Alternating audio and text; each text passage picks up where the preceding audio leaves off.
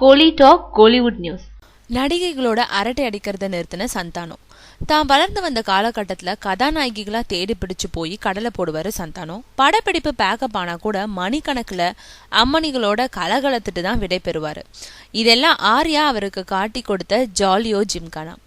ஆனா இப்போ ஆர்யாவுக்கு பிக்கப் நடிகர்னு சில நடிகர்கள் மேடையிலேயே அட்டாக் கொடுத்ததுனால இனியும் நடிகைகளோட சகவாசம் வச்சுக்கிட்டா இமேஜ் டேமேஜ் ஆகிடும்னு கடலை போடுறதையே விட்டுட்டாரு. அவரை பார்த்த சந்தானமும் காமெடியனுக்கு மட்டும் இமேஜ் இல்லையா என்னன்னு தானும் அரட்டையை நிறுத்திட்டாரு.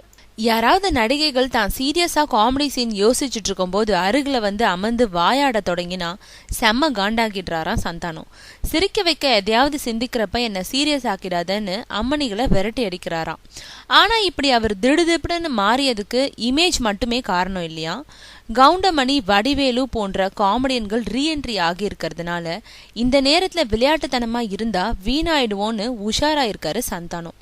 மார்க்கெட்டை கெட்டியா பிடிச்சுக்கிறதுக்கான முயற்சியா தீவிரமா யோசிக்க தொடங்கிட்டாராம்.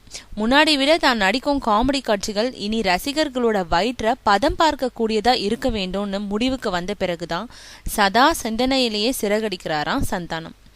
அதனால அவரை பாக்குறவங்களுக்கு அவர் சீரியஸா மாறிட்டது போலவே தெரியுதான்.